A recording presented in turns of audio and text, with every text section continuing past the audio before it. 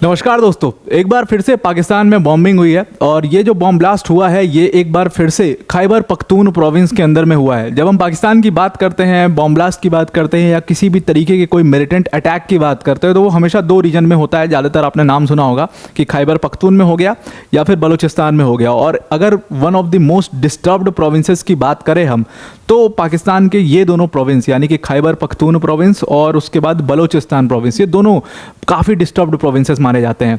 अब डिस्टर्ब्ड इस वजह से भी हैं क्योंकि यहाँ पर जो लोकल्स हैं, यहाँ की जो एथनिसिटी है वो बहुत अलग है पाकिस्तानी एथनिसिटी से, पाकिस्तानी पीपल से। उसके बाद पाकिस्तान की सरकार पर ऐसे इल्ज़ाम लगते हैं कि सिर्फ पंजाब पर ध्यान देती है, सिंध पर ध्यान देते हैं, लेकिन ये खैबर पख्तून और बलूचिस्तान के जो एरिया हैं वो पाकिस्तान की डेवलपमेंट से बहुत अछूते रह गए हैं और वहाँ पर कोई तरीके का प्रॉपर डेवलपमेंट नहीं है। तो खैबर पख्तून रीजन जो है वो अलग होकर के अफगानिस्तान में मिलने की डिमांड करता है और बलूचिस्तान का प्रोविंस है जो वहाँ के लोग हैं वो एक ग्रेटर बलूचिस्तान बनाना चाहते हैं, जो ईरान का बलूचिस्तान एंड सिस्तान प्रोविंस है उसको मिला करके और पाकिस्तान वाला बलूचिस्तान मिला करके वो एक ग्रेटर बलूचिस्तान बनाना चाहते हैं, एक देश बलूचिस्तान बनाना चाहते हैं जो कि बलोच लोगों का देश होगा। तो इसके लिए कई सारी ऑर्गेनाइजेशंस वहाँ पर एक्टिव हैं, जैसे बलोच लिबरेशन ऑर्गेनाइजेशन। खैबर पख्तून में क्योंकि वहाँ पर जो अफगानिस्तान में मिलने की बात है तो वहाँ पर तहरीके तालिबान पाकिस्तान काफ़ी ज़्यादा, टीटीपी जिसको शॉर्ट फॉर्म में कहते हैं, वो काफ़ी एक्टिव है। तो इसीलिए आपको इन एरियाज़ में काफ़ी अटैक मिलेंगे। अब जो ये वाला अटैक हुआ है इसमें एक फॉर्मर सेनेटर जो हैं पाकिस्तान के, वो उनकी डेथ हो गई है। सेनेटर हिदायतुल्लाह नाम था उनका, उनकी इसमें डेथ हुई और उनके साथ साथ 4 और लोगों की इसमें डेथ हो चुकी है।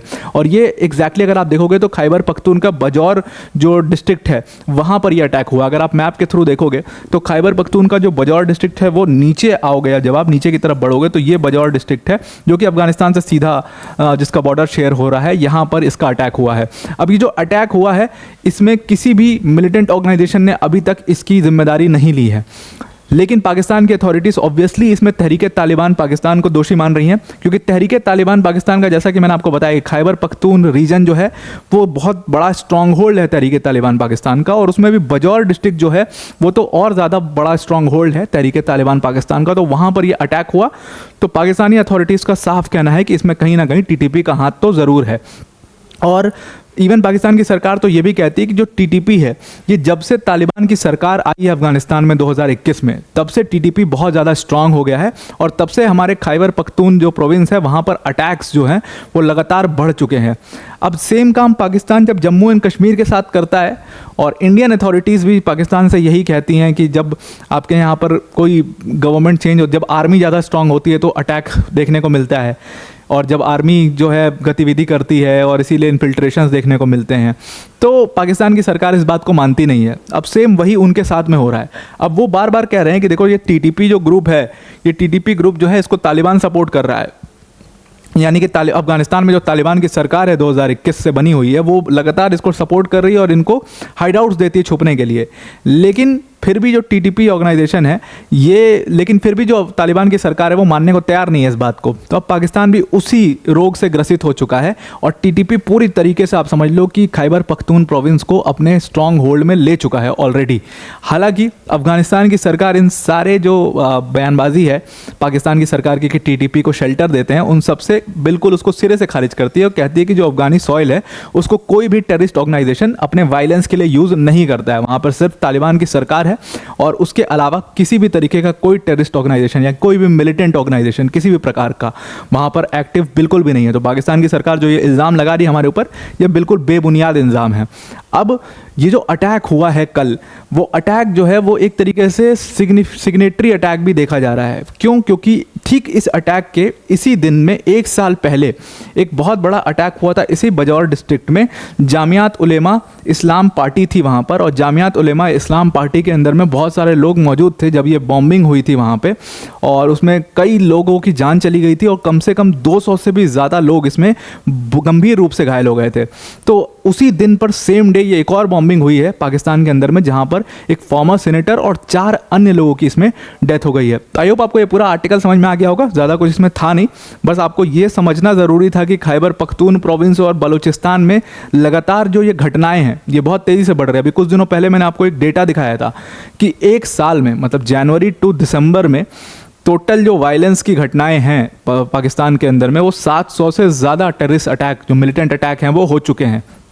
तो जो देश टेररिज्म का गढ़ बनेगा, जो देश टेररिज्म को शरण देगा वो उसी रोग से ग्रसित होगा, 100% होगा, चाहे 1 साल बाद चाहे 5 साल बाद। और वही अब पाकिस्तान के सामने दिखाई दे रहा है। तो वीडियो को एंड करते करते अनअकैडमी टीम की तरफ से एक बहुत बड़ी अनाउंसमेंट है। देखो, अनअकैडमी का जो ग्रेटेस्ट एवर इवेंट है Unacademy summit, Unacademy UPSC summit, जो कि होने वाला है in collaboration with the Hindu group. ये समिट 20 और 21 जुलाई को लाइव किया जाएगा। 20 और 21 जुलाई को ये होने वाला है। मैं अभी आपको पहले जब आपको यूपीएससी समिट के बारे में, अनअकैडमी के समिट के बारे में बता रहा था, तो वो समिट 6 और 7 जुलाई को था, लेकिन उसकी डेट्स किन्हीं कारणों से पोस्टपोन हो गई और अब ये समिट 20 और 21 जुलाई को होगा।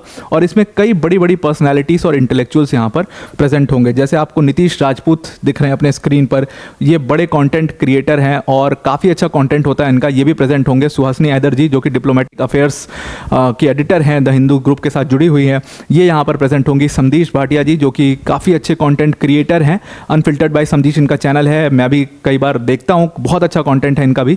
ये लोग जब प्रेजेंट होंगे वहाँ पर और आप इनके सेशंस देखोगे तो आप किसी भी एग्जाम के प्रिपरेशन कर रहे हो, आपको काफ़ी इंसाइट्स मिलेंगे इससे।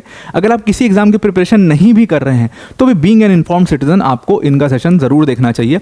तो ये सेशन अनअकैडमी ऐप पर लाइव होगा। डिस्क्रिप्शन में हमने उसका लिंक दिया हुआ है, जब आप उस लिंक पर क्लिक करोगे तो आप नोटिफाई मी पर जरूर से क्लिक कर देना, तो सेशन जब स्टार्ट होगा तो आपके पास एक नोटिफिकेशन आ जाएगा। अब वीडियो को एंड करते करते अनअकैडमी टीम की तरफ से एक और बहुत इंपॉर्टेंट अनाउंसमेंट है।